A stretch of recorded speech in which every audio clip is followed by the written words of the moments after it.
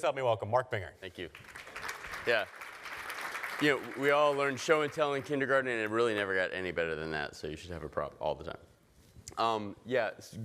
Good morning, everybody, or as we like to say, guten Morgen, italiret, god morgen, golden dagen, hive peve, what else do we have here? Segama palagi. Am I missing anybody here? Is anybody whose language is not represented on this slide? Raise your hand. Okay, I owe you if you do, but I'm glad I looked at the attendee list and where everyone's from, and we're a pretty diverse group here. Ohoi gomez. I apologize for all my pronunciation too. At any rate, it's really, really nice to see everybody here, and yeah, this is why we do this, because of you. So I'm going to start out with a little question here. What was our first technology? I've got a few examples of sort of candidates. Who thinks it was the wheel? Say wheel. No. Anybody think it was the wheel? No, it came last, right? How about the axe? Stone axe? Anybody? Say axe, yes? Axe, okay. How about fire? Anybody think fire? Fire? You can't yell fire in a crowded room. That's like, all right, so you've all broken the law. We're all co-conspirators here. Gotcha. So this is a trick question. They all were. The words were our first technology. So we couldn't have had any of these things if we didn't have a way to talk about them. Like, oh my God, you're on fire. You know, go jump in the water or whatever. Words are our first technology. And language technology, so, you know, to Mike's point about like seeing what's next and what's kind of over the horizon, words and language are a really good leading indicator of what's going to happen next. So when you see a language innovation, a technology around communication starting to happen, that usually precedes a whole bunch of other stuff going on. So if you remember nothing else, like you can leave now and go get coffee if you want, but when language arises, revolution follows, and so look for those innovations to find what's next. That's all you need to know. You're done. If you want to stay around for the rest, I'll continue. Languages are technologies. So we don't really think of them as such, but they are tools. You know, if you look at the advantages that languages give the people that use them, like any other tool, they're pretty insurmountable. So you know, imagine a sort of tribe of proto-humans that didn't have a language fighting either directly or say for food or water or something with a tribe that did have language. And they could say, hey, you know, Ugh, go over there and like throw a rock at that guy. They would have an insurmountable advantage over the people who couldn't coordinate their behavior and do that type of strategy and planning. This is even enshrined in myth. So the Tower of Babel, this is a story in a number of religions, the Abrahamic religions as well as some other ones, about the people building a tower up to the skies. And the way they did that was because they had language. So in Genesis, in the Bible, it says, "And the Lord said, indeed the people are one, and they all have one language. And this is what they begin to do. Now nothing that they propose to do will be withheld from them." They can do anything now because they can, have one language. So that's not going to work because we're God and they're people. So come, let us go down and confuse their language so that they will not understand one another's speech. At times when we've come together on a common language, amazing things have happened. Tower of Babel-esque things have happened. We become godlike when we start to coordinate our language. So, think about what language does. It transmits information. It's a way of getting something I know to you, and now you don't have to learn it the hard way like I did. It stores and codes and enables evolution. We can manipulate symbolic, ideas, language, to come up with new things. So it's not just a way of knowing what already exists, it's also a way of modeling or simulating the future. So, is there any technology you can have that doesn't have those attributes? No, there's not, of course. That's a simple answer, no. So, language enables a lot of things. So we think about, like I'm speaking, I've used some words, but language enables this sort of spooky action at a distance. If you go anywhere in the world, you'll see a red octagon. It might say stop, but it probably also has a word like, fucker or the itoluet or all these other ways of saying the same thing. You really got to stop. Sometimes it's not clear enough, so you add that little frilly to do it. The point is we have verbal, like we have language we can hear, we have language we can see. And the way we tend to learn language is like input, you are read to by your parents or by your teacher. You're taught by listening or reading. Then once you've done that enough, you can write or express yourself. You can start to basically speak, and you create things. And then finally, you do that modeling step. You get creative with it. You get beyond just copying sentences or saying, I'm hungry, and you start to create speeches and novels and things like that. So language is really, really critical to the evolution of any type of new technology or any new idea that we've got, and it really makes us who we are. And that's interesting because, as I said, because languages are technologies,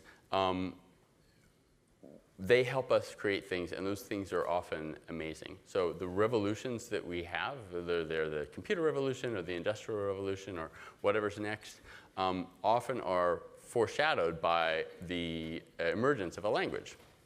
So let me give you an example of how this has happened in the past. And an example, you might be thinking like, oh, the internet, right? No, before that.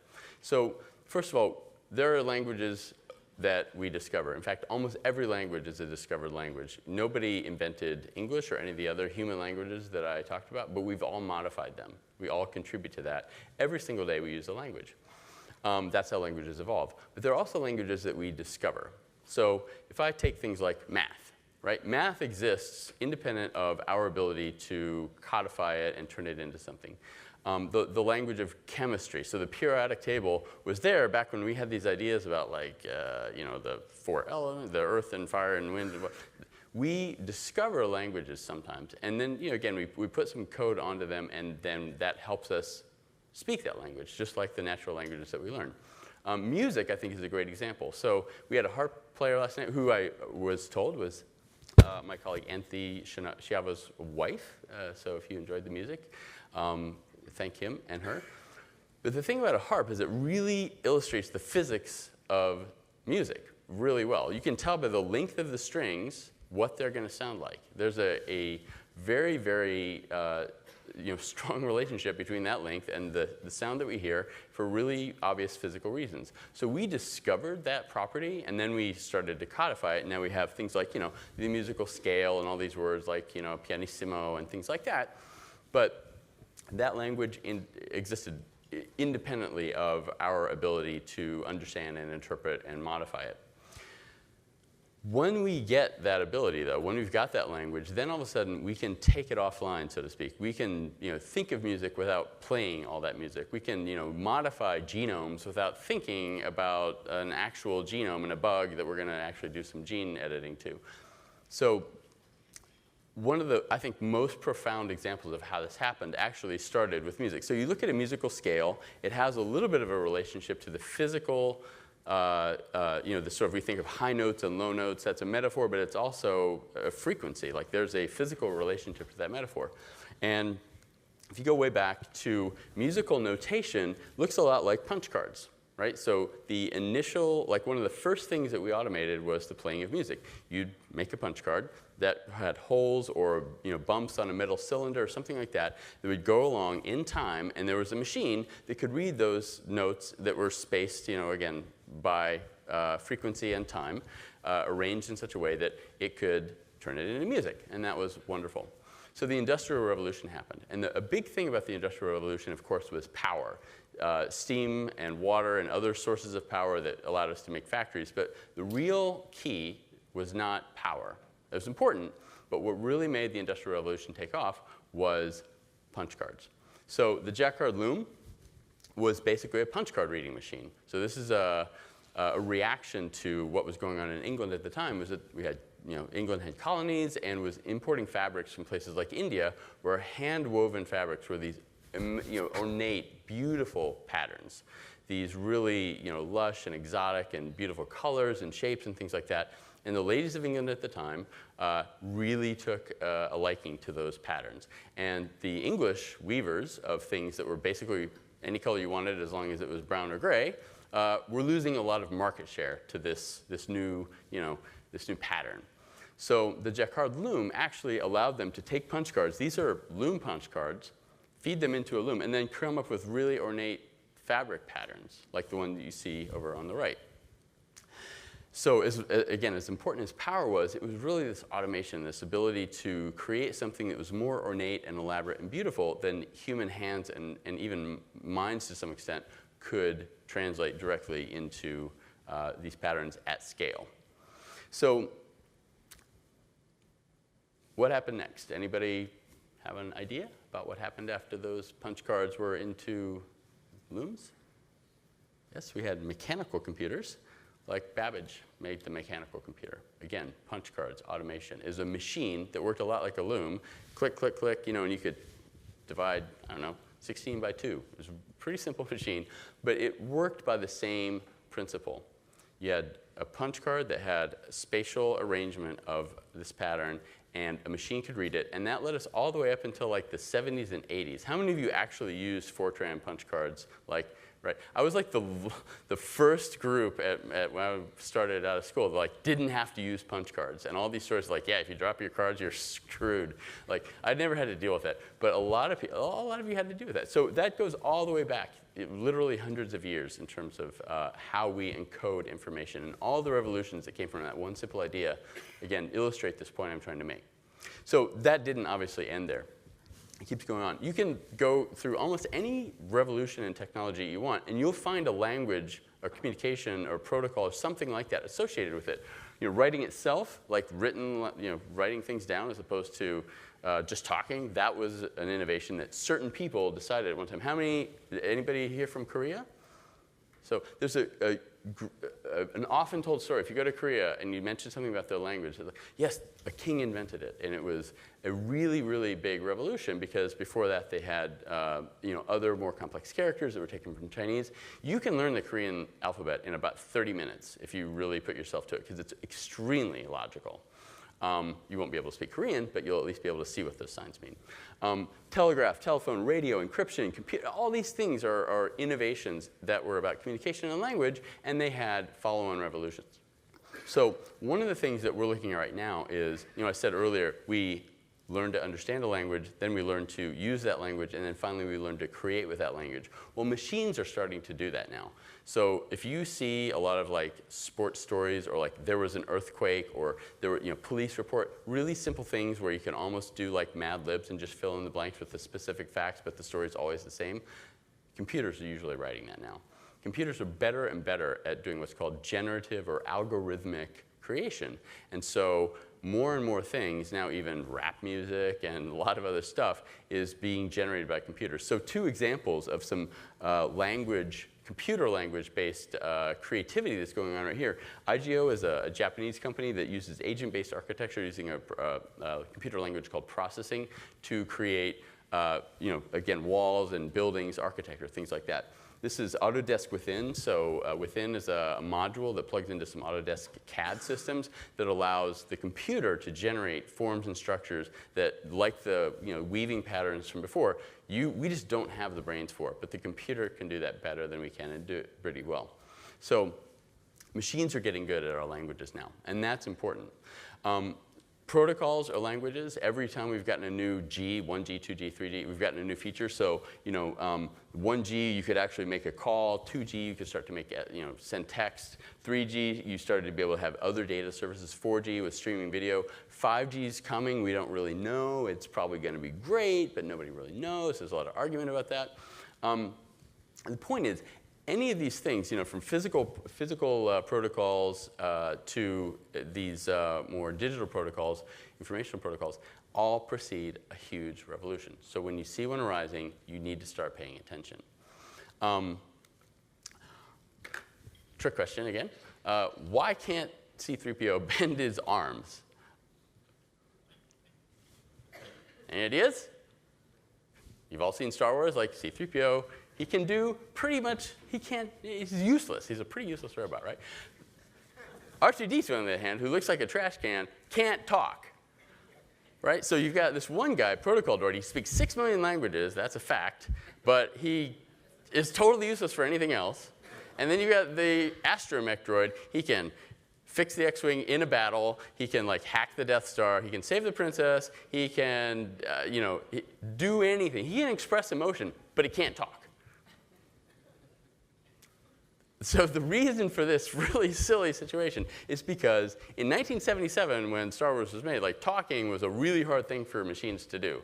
And if you could talk, you probably couldn't handle any other tasks. Bending your arms would be way too much information overload. And conversely, like if you were fixing the X-Wing, talking would just blow your brain. You just couldn't do that. Both of those things at once, it's not going to happen. So not that Star Wars was a premonition of anything, but it does say a lot about like how hard just talking used to be. And now like everyone's like, my Siri can beat me at chess. That's not that hard. And that's basically where we are right now. Machines, Siri, Alexa, all these other voice user interfaces are kind of the new hotness right now. And this is an important thing for you to be watching.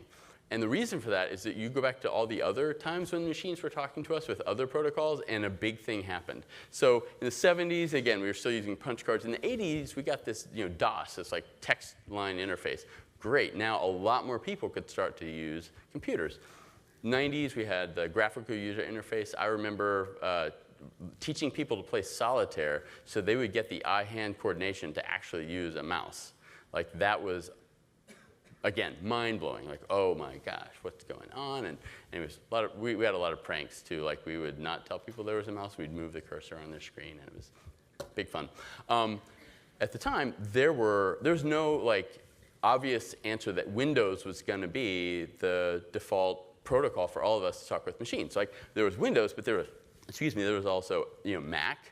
So the Mac interface actually preceded Windows in terms of like having a graphical user interface. There was Next. Anybody remember Next or BOS? OS2, IBM's like Great Folly. My dad worked at Xerox, so we had one of these like $40,000 Star workstations at home. I did my 7th grade homework on a $40,000 computer. That was a big revolution. And Microsoft won it, and they have made billions of dollars every single year since then because of that, right? What happened next? Well, we got these mobile phones, and Nokia was the most respected brand in the world at the time. So let's say 2005, 2006, Nokia defined Finland, it defined the world. That was the way to go. Motorola had just, was kind of getting their clock cleaned by Nokia because they didn't have the same interface, like the software on the phone was better on Nokia. And out of nowhere, at least for those of us who were just users of these devices, Apple came and launched their smartphone, but Google had Android in their back pocket, and they really won it. And so 90% of the world's smartphones run Android today. And that's unlikely to change as long as you have smartphones. So today the battle is around voice user interfaces, VUIs. And everyone has seen this movie 3 or 4 times now and are really pretty concentrated on not losing it the same way all these other guys did. So Apple Siri, Microsoft Cortana, the OK Google, or whatever they're calling it today. They keep changing the name. Samsung has Viv, which is actually the same people that started Siri. There's a little legal thing going on, so maybe it's going to be Bixby instead with Samsung. Amazon Alexa. Is Victor O in the audience, my colleague? Anyway, so we've had a little Alexa demo. The point is, this is just what's happening right now, and we need to pay attention to it because, again, languages precede these revolutions. They have in the past and they will in the future. This is not just me saying this, so everybody kind of sees this. Talking with computers, 2007 will be the year of voice search. Voice is the new OS and the future of search, commerce, payments. What will be the smart home's killer interface? Voice control is a contender.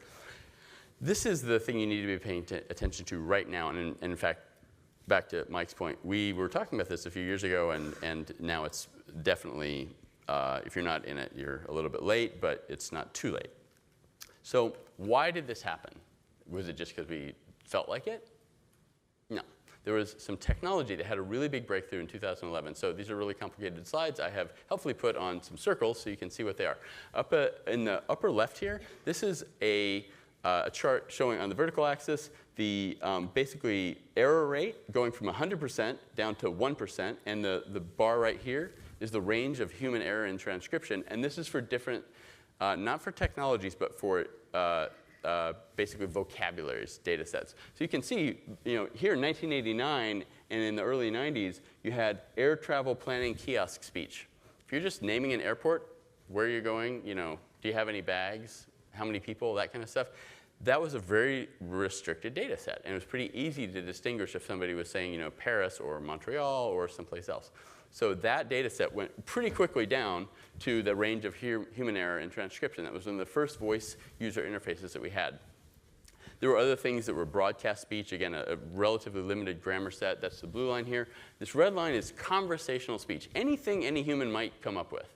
And you can see that in the 2000s, it hit a rate that's still somewhere around 50% errors. It's not useful for anything. But then right here in 2011, that was when the big drop happened. And that was basically because of those smartphones. We had now all these people talking into machines all the time. So we had a lot of examples of human speech that we could start to analyze and use machine learning on. And so, boom, 2011, it dropped. And you can see these other charts basically show kind of the same thing. Machine ASR accuracy, 2011 goes from 70% to 90% accuracy. So you're starting to get into human ranges here where the computer can, in many respects, be treated like another person. That has just started to have big implications. So Google, again, dominates text search. We all know that. We remember that battle. Today, voice search is going to surpass, this year is going to surpass text search in terms of frequency. In other words, half of the searches we do now will be voice-based. So why is that important? Because if you're the voice interface, you get to decide what the results are. You get to channel people to different places. Money starts flowing through you. This is critically important, and this is why these companies are so focused on it. So this is kind of peak voice hype. Back to 2011, we had all these funny conversations. You can go to places like Why Siri Why, and remember this, my Chihuahua is sad, Siri. Sorry, Holly, I can't provide maps and directions in Mexico. It's total nonsense, a lot of funny stuff. These don't happen as much anymore because Siri's gotten a lot better. By the way, Siri and SRI, you heard yesterday from Teddy Kumar from SRI, there's no coincidence that those names are almost spelled identically. So SRI invented Siri and also spun out Viv. So, so this technology, it came from a certain place, and you can find out what's next from them too. After that, well, today, IBM Watson is getting good at these conversations. You've seen it, toast the humans on Jeopardy. Watson has a project together with the Kona Elevator Corporation, where basically, and I'm sorry, this is really hard to read. So the elevator says, doors close in 18.6 seconds. That's kind of slow for the elevator. So the cloud, the predictive maintenance bot is saying, well, it's lunchtime, and so probably a lot of people, nothing to worry about. And the elevator says, floor 26, I landed 12 millimeters high. That's about that much. OK, that's unusual for you, says the Watson cloud. And so basically sends out a maintenance tech to fix that. Now, I don't think the machines actually have these conversations like R2-D2 and C3PO. But if you're a human maintenance technician and your hands are full of wrenches and stuff, this is a great way to talk to the elevator. It'd be nice to have a screen and maybe see some other things, but that's another thing you've got to hold. So voice interface is pretty critical. And what we're seeing in terms of strategy, again, Alexa, Amazon is being extremely aggressive about this because, again, they've seen the movie. So the one thing that Alexa has that I think really has helped propel it over the last 12 months to get in more and more places, well, first of all, they have a strategy. They call Alexa Everywhere. But it's based on the idea of skills. So skills are like apps for Alexa. You can write skills. Alexa has something like 45,000 skills or something at this point. Again, kind of like apps on a smartphone. The point is that you can build on it. It's a language that you can start to be creative with. The other ones are languages you can interact with, but that's like the input-output level, right? Skills allow you to start being a creator. And that's a really critical part of why Amazon, I think, could be the winner in this whole game. The other thing is that, as I said earlier, everyone's seen this movie before, but Amazon is probably most keenly aware of it. I was at an AI conference earlier this year, and the head of AI for Alexa was talking about their Alexa Everywhere strategy. And he said, yeah, cameras, refrigerators, picture frames, like everything. We want to have Alexa. And the trouble, the difficulty they were grappling with at the time was like, if you say, Alexa, turn off, and there's 12 devices in your room that are all Alexa, like, how do they know which one you're talking to? And they're literally having those devices say, well, I think he's facing you, so why don't you shut off? Like those, again, it's a communication not just between you and the devices, it's the devices are talking to each other about you. So you should, again, pay attention. That's the lesson here.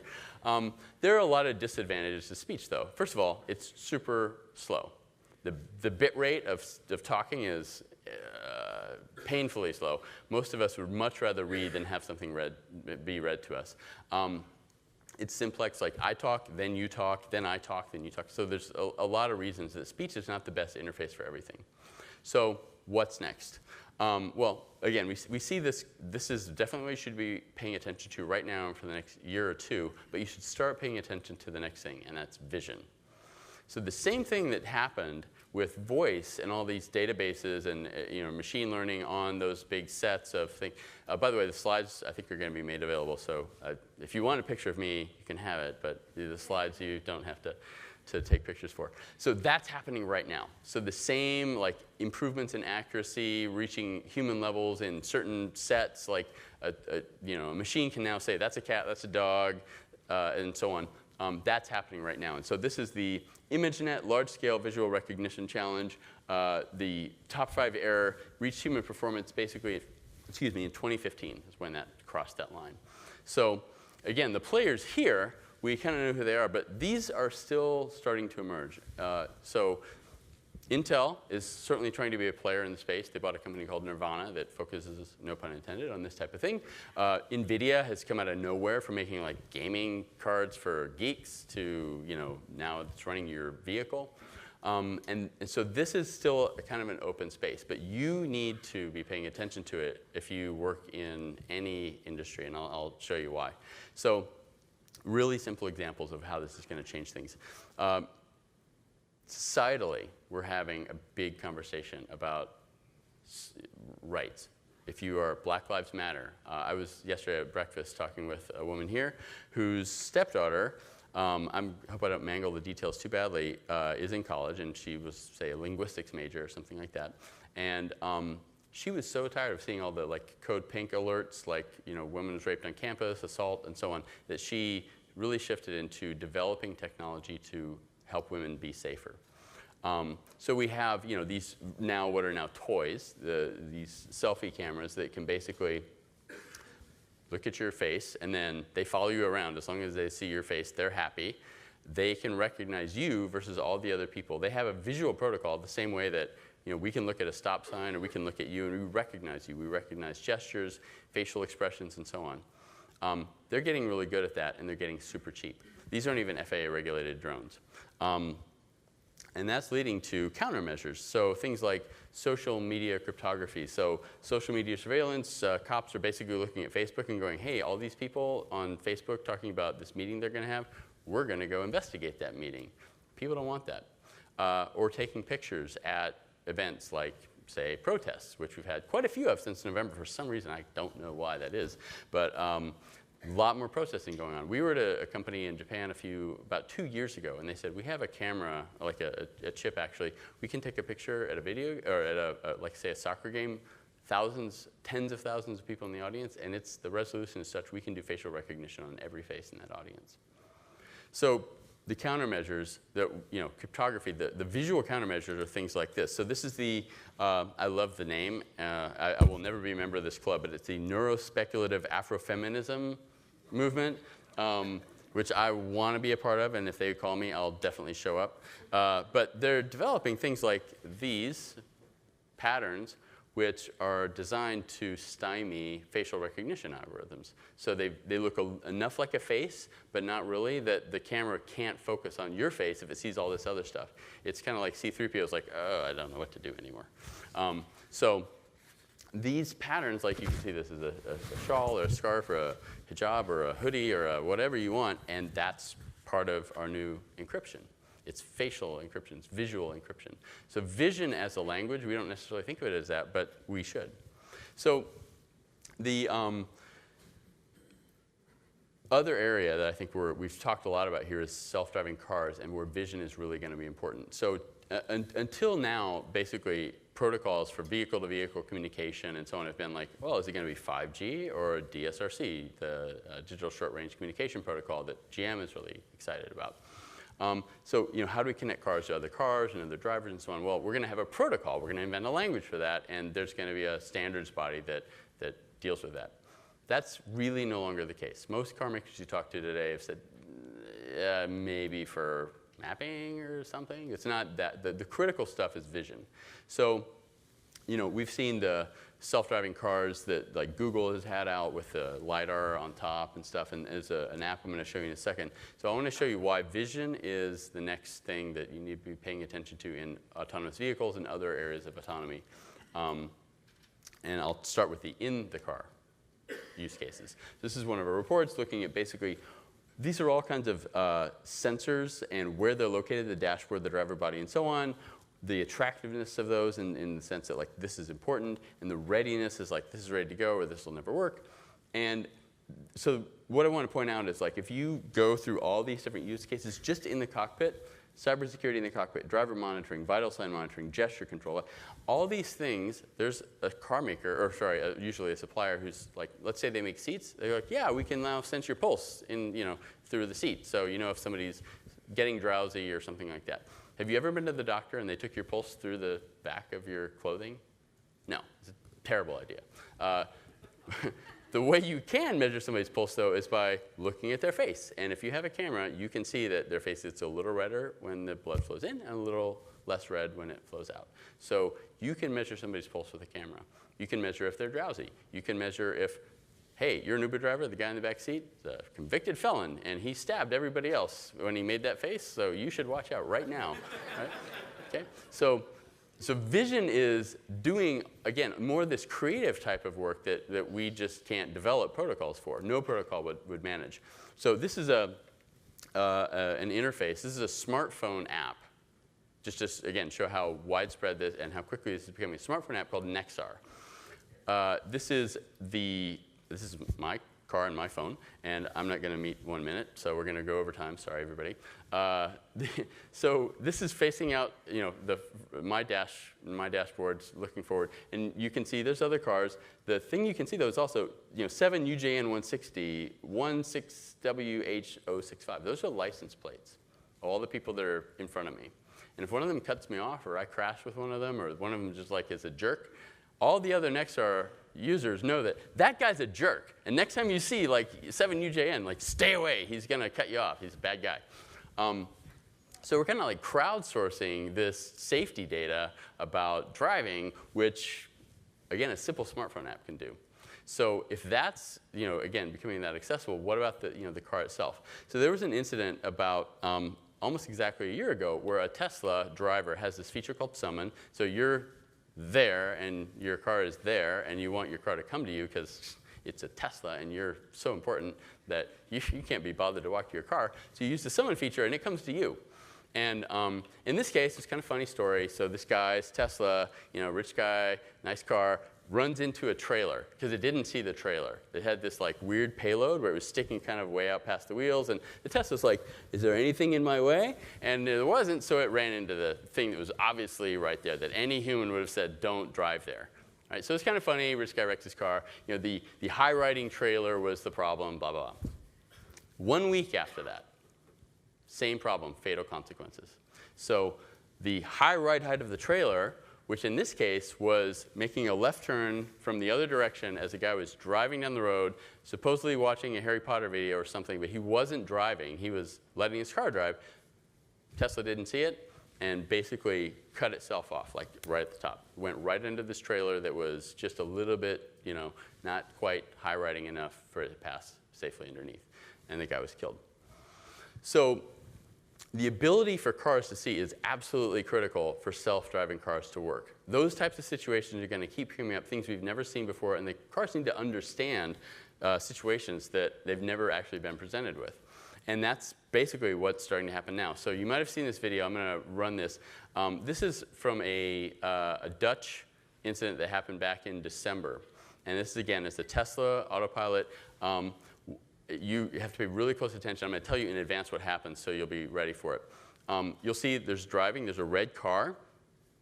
You'll hear at 5 seconds, the Tesla car goes beep, beep, beep, and applies the brakes. And at 6 seconds, an accident happens. OK, so watch really closely.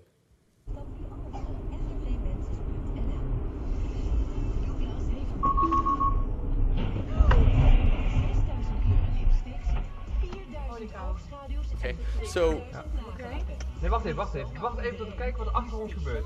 Yeah. So, right. So, I mean, AT&T and Comcast are totally going to sign up for providing that service, right? That protocol, oh, we can do that. There's no way they would do that. So the protocol that 5G or DSRC or whatever those guys are trying to provide is going to be used for stuff like navigation, which your phone already does. Vision is going to be the breakthrough. And you can imagine all kinds of other factory situations, other things where you need some machine that can do that type of reaction in advance. So autonomous cars are really pretty 2013. The next speaker, whose time I absolutely don't want to eat into because it's the most amazing thing, and finally we get flying cars. This has already been mentioned a few times in this event. So Rudin Lyasov right here is going to be talking about Vahana. I don't think they're going to use 5G or DSRC either. He's going to tell us a little bit about what they will do. Maybe they will. OK, let us know. So we get flying cars now. Thank you very much, Airbus. Yay! Finally. So of course, the question is, like, if languages predict revolutions, can you create a language to cause a revolution? And people have certainly looked at that and tried to do that. There's a movie, Arrival. Anybody see Arrival? Pretty good movie, right? Awesome movie. You should definitely see it if you haven't. It's very geeky. There's not a lot of like space opera stuff. It's all about language. And in this case, there's a linguist who has to decipher an alien language, which, as you can see here, is a visual language, and it is circular. And that has to do with their conception of time. And literally by learning that language, I'm not going to spoil this totally for you, because we learn their language, we learn to traverse time. So we learn time travel through that. And that idea is called the Worf-Safer hypothesis in linguistics. And again, the idea is, can you create a word? Can you like do something that actually helps people think better by creating a language around it? And you can look at, the protocols in IoT, you know, Sigfox, LoRaWAN, the weightless, all these things we've talked about. And it's getting to be a little bit of, the competing standards everywhere. We now have 15 competing standards, and the Tower of Babel is basically what this is. That's natural. That's what always happens. But one of them will emerge as the winner. So one of the things that we saw recently is, so IoT, the industrial IoT, is a little bit of a nebulous concept. The German government tried to come up with this term, Industry 4.0, which actually required even more explanation than industrial internet. But GE did a thing a few years ago, which I found really fascinating, and that's the term digital twin. How many of you heard the term digital twin? How many of you use the term digital twin? Like, everybody uses that term now. GE did not invent it. So I did some Google search terms, because I was like, I remember this not being a term, and I'm going to find out. So Google Trends allows you to go back in time. In 2004, digital twin, this is what the upper right-hand chart shows, was a pretty common term. It was used for things like if an artist took a picture of their painting, that was a digital twin of the painting. Or if in a game you had a soldier, that was a digital twin of the real-life soldier. So that term was used to kind of explain cyberspace and, for the AOL world, like, this is what we're talking about. And then it kind of declined. You can see by about 2015, it was almost down to nothing. Well, then GE picked it up, because there was a NASA paper in 2011 that they started using. That NASA paper was about, like, when we send a satellite out into space, we're never going to see it again. So we have a digital twin that allows us to model what's going to happen if we make a change and so on. GE was like, that sounds pretty good, actually. So they started putting that in their annual reports, and Beth Comstock was talking about it all the time. And you can see that the usage rose. GE Digital Twin started spiking, along with the general overall spike. So zooming in to just the last year or so, sorry, it says 2017, it's more like 2016, until this September, when if you search for digital twin and GE, like GE basically had like 70% of the hits for digital twin, the term. They really catalyzed the use of that term. Only since about like September has that really started to spread, where GE is not solely associated with that. And now they're about 15 or 20%. So they did absolutely use language to catalyze a business. It wasn't only good for them, it was good for everybody else in the industry.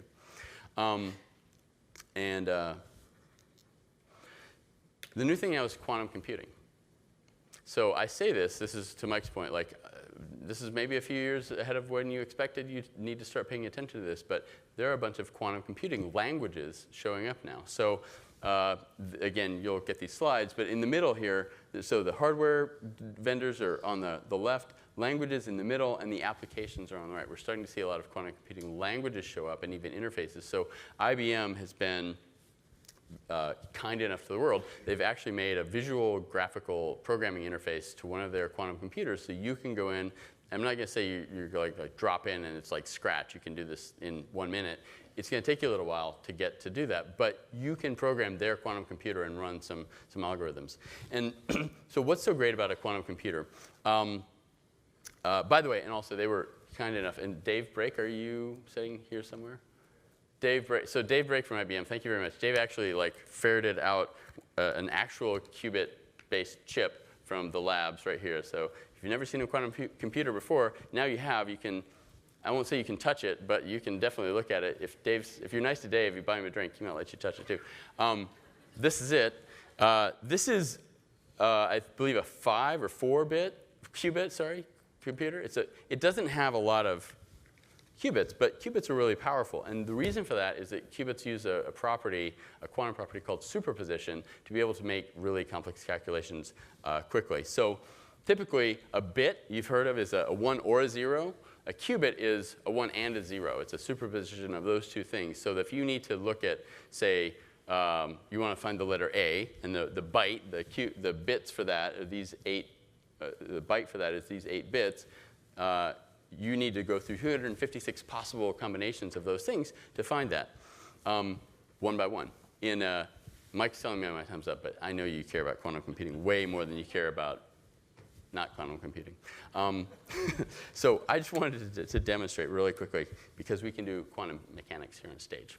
So one way you can encode a qubit is through polarization of photons. Polarization of light. So if you have polarized sunglasses, you know it sort of reduces glare and things like that. Hopefully you'll be able to see this. This is a polarized filter. You can see it's fairly bright still, right? You can see that. If I put a perpendicularly oriented polarized filter there, it basically blocks all the light from coming through there. So the likelihood of light passing through this is 50%. If I rotate it like that, it goes to 0%. There's 0% probability any light will pass through these two filters because they're perpendicular. But if I take a third filter and I put it in between them at an angle, the light gets through again. And what I've done is I've changed the probability that light can get through. So it was from, again, here I've got about a 25% chance, 50% chance of it going through. Now it's 0. This changes the probability of getting it through the first filter and then through the second filter, so that some light can now pass through. And that's basically the superposition that allows a quantum computer to do its work. So rather than going through all the different combinations, you go through them all at once. So the thought is, nobody knows for sure, but that sometime around 30, 50, 70 qubits, you will have the most powerful computer in the world. In other words, our best supercomputers that take up acres and acres of space will be replaced by much, much smaller machines. And all the things that you thought were encrypted are now not anymore. So, other things that you can do with that are around simulating chemical reactions. There's a lot of other type of stuff that I'm just going to say I certainly can't explain in depth. But again, the IBM people were nice enough to provide us with this poster, which will be hanging outside. And we have 3 people here from IBM that can explain to you what and how you should be doing in the quantum computing world as early as tomorrow morning. So do pay attention. So to summarize, and thank you, Mike, for tolerating my going over time. Language is a technology, and that technology predicts innovation in everything related to it. Yes, not only does it predict technology, it predicts it because it catalyzes that change. And so since it catalyzes it, you can cause change to happen by inventing language. I apologize for going over, and I would love to take any short questions if you have any. Thank you.